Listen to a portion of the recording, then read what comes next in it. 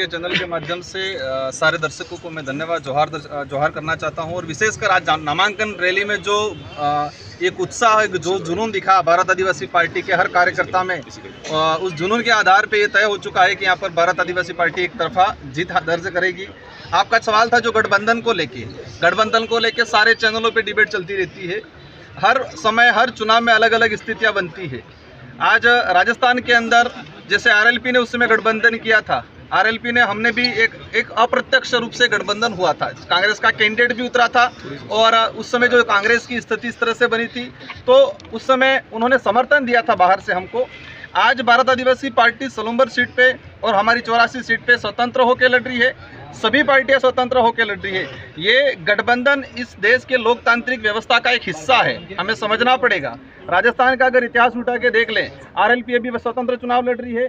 अभी लोकसभा कांग्रेस से गठबंधन किया था, वही 2019 के अंदर उन्होंने बीजेपी से गठबंधन किया था। तो ये गठबंधन लोकतंत्र का एक हिस्सा है। लेकिन आज की स्थिति में जो हमें लग रहा है, आज कांग्रेस को भी लगता है, बीजेपी को भी लग रहा है कि कांग्रेस जीत जाए चले, बीजेपी जीत जाए लेकिन बीएपी नहीं आनी चाहिए। उस उद्देश्य से ये दोनों सीटों पे कांग्रेस भी काम कर रही है और बीजेपी भी काम कर रही है। लेकिन हम दावे के साथ कहते हैं कि दोनों सीटों पे दमखम के साथ भारत आदिवासी पार्टी जीतेगी। सर, ये कांग्रेस से जो प्रत्याशी महेश रौत, वो आपकी पंचायत के पास के ही रहने वाले हैं। तो देखो, कांग्रेस की हर चाल उल्टी पड़ी है। कांग्रेस को लगता था कि राजकुमार को हमने ये किया, राजकुमार के घाव से कैंडिडेट उठाए, कोई दिक्कत नहीं, हमारे भाई है वो। लेकिन विचारधारा एक मजबूत है हमारी। उस भाई के घर से भी वोट भारत आदिवासी पार्टी में पड़ेंगे। वो स्थानीय सरपंच है हमारे सासुरपुर से, हम मान सम्मान करते हैं। लेकिन उस पंचायत का बूथ भी भारत आदिवासी पार्टी प्लस करेगी और कांग्रेस यहाँ पर 15 से 20 हज़ार वोटों पे निपटेगी और वही बीजेपी 40 हज़ार वोटों पे निपटेगी। सर, लोकसभा चुनाव में कांग्रेस और बीएपी की विचारधारा एक थी, अब 3 महीनों में ही विचारधारा चेंज हुई। देखो, वही चीज़ हम अगर पूरे देश लेवल पे अगर जाते हैं तो हम नायडू जी और मोदी जी को भी कह सकते हैं। गठबंधन विचारधारा अलग चीज़ है, हम हमारी विचारधारा को लेके चल रहे हैं। आज देश पे जो माहौल बना हुआ है, एनडीए की सरकार है, वहाँ पर 3 से 4 क्षेत्रीय दलों ने, जिन क्षेत्रीय दलों के लिए मोदी जी ने जोरदार तरीके से बोला था, आज उनके साथ में उनके सहारे सरकार बना के बैठे। वो उनकी आइडियोलॉजी के आधार पे समर्थन दिया है। लोकसभा में जो हमारी जो आइडियोलॉजी थी, कांग्रेस की जो आइडियोलॉजी थी, कांग्रेस को लगता था कि हमें बीजेपी को मात देना है और इसलिए कांग्रेस ने हमारे को समर्थन दिया और हमने इसका स्वागत किया और तरीके से चुनाव हुआ। और आज जो स्थिति बनी हुई है, राज्य की स्थिति बनी हुई है, कांग्रेस के राज्य के लीडरों को लगता है कि बीजेपी आए चले लेकिन बीएपी नहीं पनपनी चाहिए।